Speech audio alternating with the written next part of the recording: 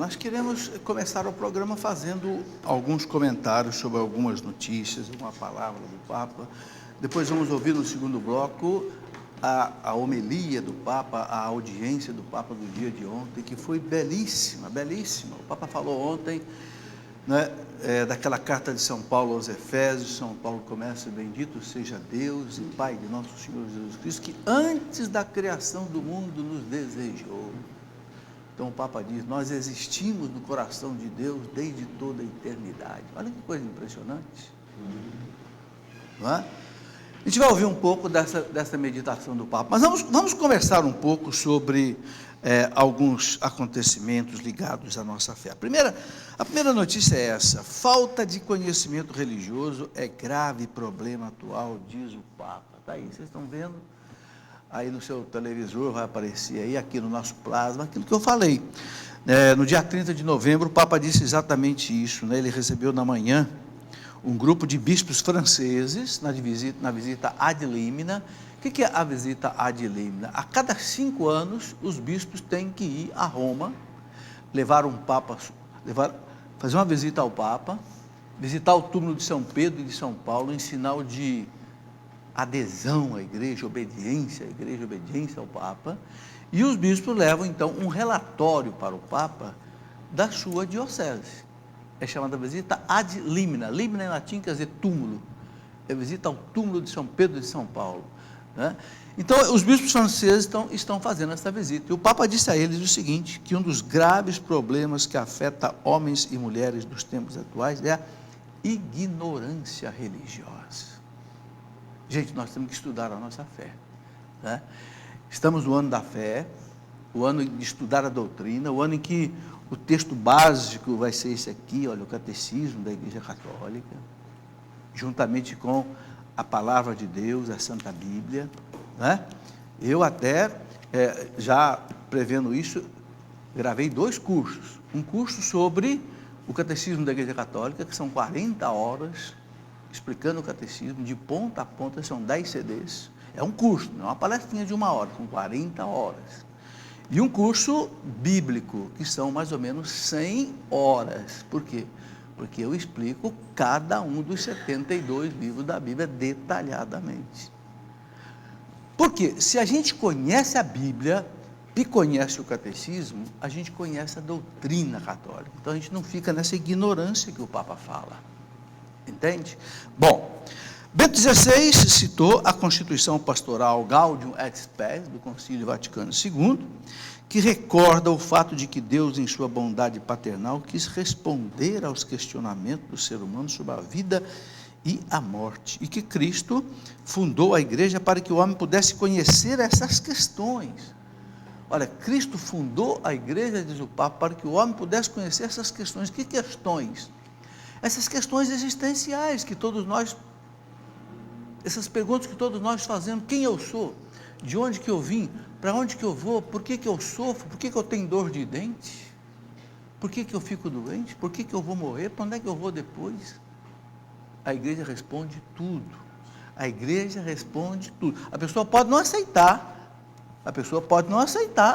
a explicação da igreja, mas a igreja tem resposta para tudo. Entenderam?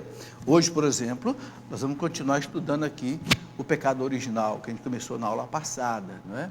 Que é a raiz de todo o mal do mundo. Eu perguntei: por que eu tenho dor de dente? No fundo, por causa do pecado original. Porque toda a desordem que entrou no mundo, de física, moral, psicológica, afetiva, foi por causa do pecado original. Se a gente não conhece isto, a raiz desse problema, a gente fica tateando e nunca encontra a resposta para o problema, consequentemente não encontra a solução. Quando você entende o que é o pecado original, você entende por que Jesus Cristo veio. Entendeu? Então, é preciso conhecer a nossa fé. Muito bem, então aí a primeira notícia, o primeiro comentário que eu queria fazer é essa aqui. A outra é uma notícia também boa, né? Justiça mantém frase "Deus seja louvado" nas notas de real. Você sabe que na nota, no dinheiro nosso, está escrito "Deus seja louvado". Foi na época do presidente Sarney que isso foi colocado no dinheiro. Agora, um procurador do Ministério Público quis retirar isso, porque diz que isso aí ofende a minoria que não acredita em Deus, né? A minoria ateia. Mas a Justiça Federal de São Paulo negou o pedido do Ministério Público e manteve a inscrição Deus seja louvado nas células de real. Na decisão, o juiz diz que não lhe parece ser um direcionamento estatal na vida do indivíduo que o obrigue a adotar ou não determinada crença, assim como também não são os feriados religiosos e outras tantas manifestações aceitas nesse sentido, como o nome de cidades. Bom, é interessante que o procurador do Banco Central, porque o Banco Central é que é responsável por emitir o dinheiro, não é? Quando isso aqui chegou no Banco Central, o procurador do Banco Central deu o seguinte parecer: não tem nada de ofensivo, não. Para tirar o Deus seja louvado da nota, se ofende alguém, então vamos tirar o nome de todas as cidades que tem nome de santo, vamos tirar o Cristo Corcovado lá do Rio de Janeiro, vamos tirar todos os nomes de ruas do Brasil que tem nome de santo, porque tudo está falando de Deus. Quer dizer, não tem sentido tirar uma frasezinha do coisa, entendeu? Então, está aí, não tem sentido.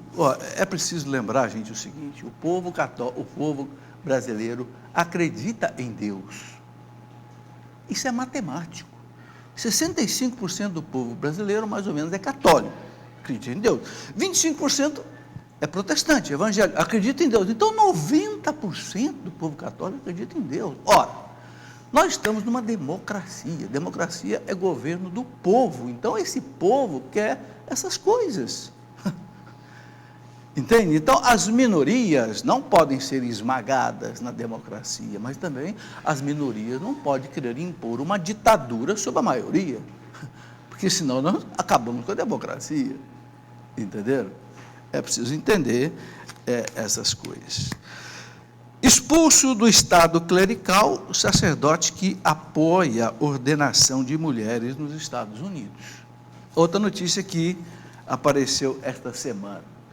Eu gostaria de explicar antes aqui o seguinte: o Papa João Paulo II escreveu uma carta apostólica chamada Ordinatio Sacerdotalis, onde o Papa João Paulo II disse assim: a igreja não tem competência para ordenar mulheres. E o Papa entendeu isso como um dogma de fé. Por quê?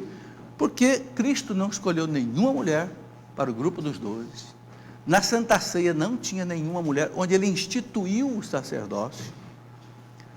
Nenhum dos apóstolos ordenou uma mulher, e nunca nos 2000 anos da igreja se ordenou sacerdotisa. Os outros povos pagãos tinham sacerdotisas, então não era uma questão de rivalidade social, não, os pagãos tinham sacerdotisas, então podia muito bem os apóstolos colocar mulheres, o que prova que não era uma questão social de tradição. E o Papa explicou também, o Papa João Paulo II, na encíclica Mulieris Dignitatem, a dignidade da mulher, o João Paulo II explicou que é uma questão dogmática, que a igreja não pode mexer nisso, e esse assunto está encerrado. O que acontece? Acontece que a gente vê várias feministas dentro da igreja, às vezes até padres, forçando a barra, querendo e pregando uma coisa que a igreja já disse, não pode mexer, é assunto encerrado. Não é questão social nem tradicional, é teológica. Entenderam? Bom, então a notícia agora é essa aqui: o Vaticano decidiu expulsar Roy Bourgeois da Ordem dos Padres Maryknoll, assim como do Estado clerical. Quer dizer, deixou de ser padre, deixou de ser clérigo, voltou ao Estado leigo, devido à sua persistente desobediência e constante apoio à ordenação sacerdotal de mulheres nos Estados Unidos. A decisão de 4 de outubro da Congregação para a Doutrina da Fé do Vaticano o libera de suas promessas sacerdotais. Ele está liberado das promessas sacerdotais, quer dizer, voltou para o Estado laico, ele pode inclusive casar. E de seus votos como religioso na congregação que pertencia. Bom, aí vem as explicações por quê. No dia 8 de agosto de 2008, o ex-sacerdote, pronunciou uma homilia em uma ordenação sacerdotal feminina. Foi feita uma ordenação sacerdotal de mulher nos Estados Unidos, e esse padre participou e fez uma homilia. Sua participação nesse evento rendeu-lhe a excomunhão imediata, então já estava excomungado. Com paciência, a Santa Sé e a Sociedade Mary Knowles alentaram a sua reconciliação com a Igreja Católica, assinalam um comunicado de 19 de novembro. Em vez disso, o padre, o Monsenhor Bourgeois, optou por continuar sua campanha contra os ensinamentos da Igreja Católica em ambientes seculares e não católicos. Ele o fez sem permissão dos bispos dos Estados Unidos e ignorando a sensibilidade dos fiéis em todo o país. Daí, teve chance, o Vaticano chamou atenção, o Vaticano é paciente, mas o cara fica insistindo em alguma coisa. Gente, nós temos que entender o seguinte: as normas da igreja não são os homens da igreja que fazem, são revelações de Deus. Quando é que nós vamos entender isso? E a igreja não pode mudar certas coisas. Então, quem não concorda com essas coisas da igreja, que tem 2000 anos, a doutrina católica não tem 100 anos, 200 anos, tem 2000 anos, nosso credo tem 2000 anos, nossos sacramentos têm 2000 anos. Quem não concorda com isso, então é melhor buscar uma outra crença, uma outra igreja, uma outra fé que satisfaça. Mas não fique dentro da Igreja Católica perturbando a vida da Igreja Católica.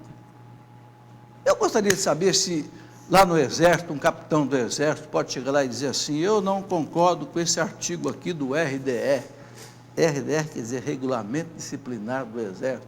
O capitão chega lá para o coronel, o comandante, o general, o comandante tá, do batalhão: senhor general, eu não aceito esse negócio aqui. Não aceita, meu filho? Então, chilindrópolis, você vai para a cadeia.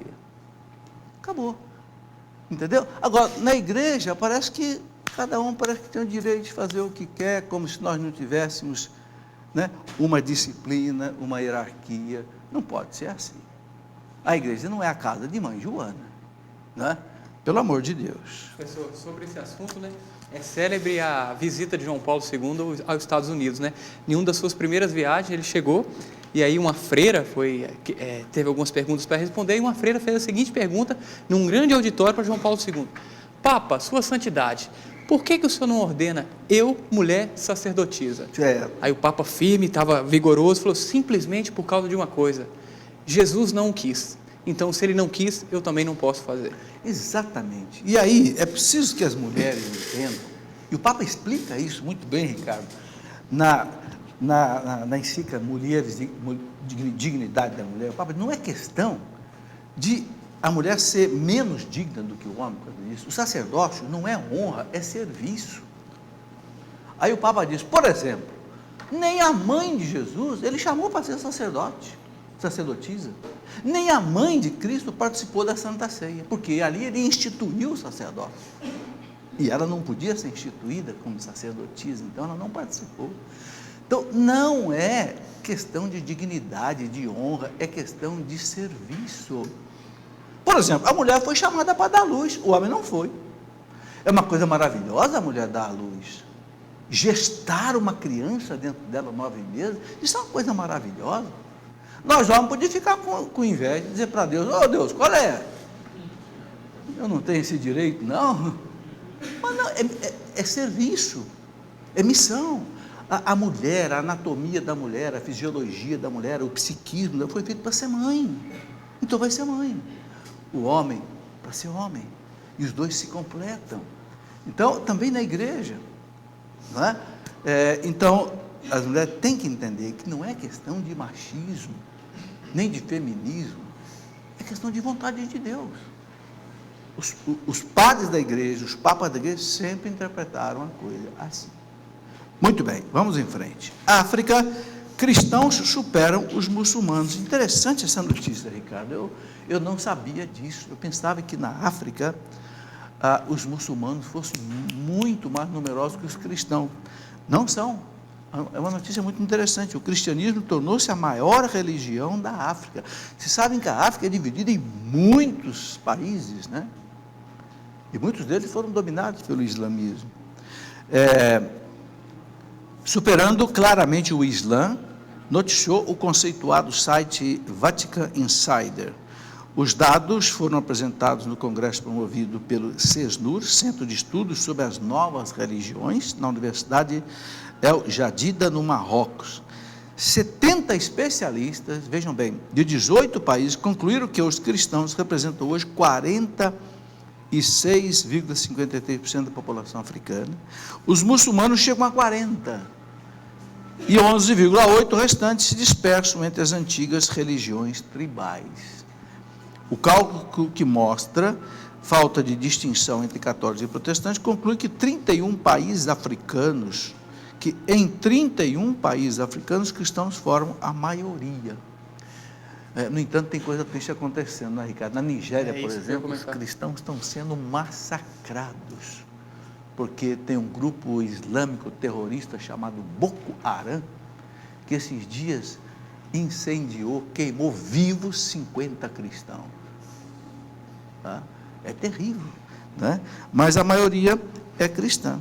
Então está aí, eu achei interessante esse dado aqui, de 10 milhões de cristãos no ano 1900, olha que salto que houve de cristão na época. Isso, gente, é fruto da evangelização, dos missionários.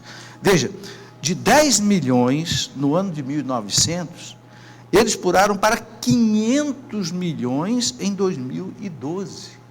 Hoje são 500 milhões de cristãos, né? Em 1900, só 2% dos cristãos do mundo eram africanos. Hoje eles atingem 20% do total de cristãos no mundo estão na África. Gente, a África está borbulhando o cristianismo. Os seminários estão cheios. As várias comunidades do Brasil estão mandando missionários para lá. Por exemplo, a Obra de Maria tem uma parceria com o Frei Hans, onde mantém um colégio numa cidade da África que tem 2.000 crianças, né? E levando, evidentemente, a fé católica, né? O Shalom tem casas na África, a comunidade Louvor e Glória tem casas na África, né? E a própria Canção Nova já tem participado lá. A Canção Nova quer ver se entra mais na parte da mídia católica, rádio, televisão, que é mais difícil para eles. Então, graças a Deus, a África está se tornando um continente católico, né? A Europa vai perdendo um pouco do cristianismo, mas de compensação a África e a Ásia também já está crescendo bastante o cristianismo. Uma notícia que mostra a importância da civilização ocidental. Menina de 9 anos forçada a casar-se com um homem adulto no Iêmen. Por que eu trago essa notícia aqui? Para mostrar a vocês a importância da civilização cristã ocidental, que tanto valorizou a mulher. Hoje nós temos uma mulher presidente da República. Hoje nós temos mulheres primeiras ministras, como da Alemanha, e de tantos outros países. O Ocidente cristão valoriza a mulher, sempre valorizou. Como Cristo sempre valorizou a mulher. No tempo que a mulher não tinha direito a nada, Jesus valorizou tanto as mulheres, não é? A primeira pessoa para quem ele apareceu foi uma mulher, Madalena, né? Dizem as más línguas, foi para que ela espalhasse logo a notícia, mas não é isso não, é porque Jesus a amava muito. Não esse amor degenerado que quiseram mostrar no livro do Código da Vinci, um amor cristão, aquela mulher que se converteu, né? E que passou a servir o Cristo, e hoje a grande santa Madalena. Está aqui a notícia. Uma garota de 10 anos de idade, identificada como Nejod Ali, alega que sua família forçou a se casar com um homem de 30 anos. A menina, que apareceu no canal da TV libanesa LBC, confirmou que ela casou 10 meses atrás, quando ela tinha 9 anos de idade. Veja, a gente dá valor para a civilização ocidental, não é? Ela disse: meu pai forçou-me a casar com uma pessoa. Ela disse que não viu seu marido até o dia do casamento e que ficou assustada. Gente, isso acontecia lá na Idade Média, e a igreja acabou com isso. Quem acabou com esse negócio do pai marcar o casamento para a filha ou para o filho foi a Igreja Católica. A Igreja Católica passou a considerar o casamento inválido se ambos os cônjuges não dissessem o sim. Você quer casar com ele de livre e espontânea vontade? Sim. Porque vocês sabem que até a Idade Média, o que acontecia muito? Um rei daqui queria juntar as forças com o rei daqui, por exemplo, um rei de Nápoles, na Itália, queria juntar as forças com o rei lá não sei da onde, da Alemanha. Então o que eles faziam? Pegavam um filho daqui, casava com a filha daqui, juntavam os reinos, por causa da união. A igreja acabou com isso. O casamento só vale se os cônjuges disserem sim, livre e espontaneamente, senão o casamento é considerado nulo. Veja a dignidade da mulher como cresce, né? Nessas coisas, graças a Deus. Bom, o governo afirma que jovens homossexuais são maioria dos casos novos de AIDS no Brasil. Notícia do governo. Eu quero apenas ler, né, para não dizer que estou fazendo aqui algum exagero.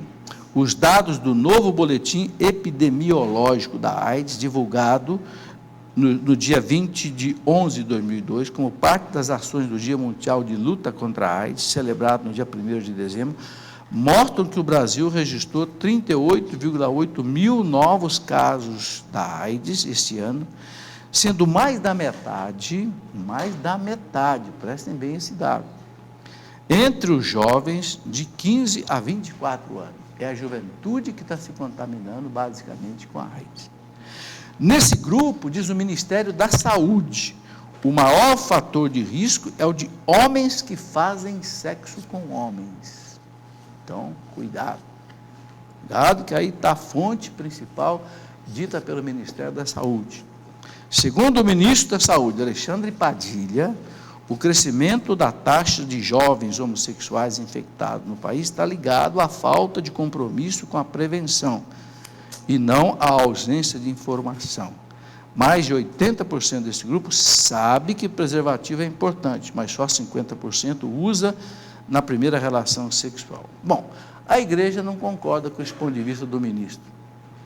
A receita da igreja contra a AIDS chama-se castidade, não chama-se preservativo.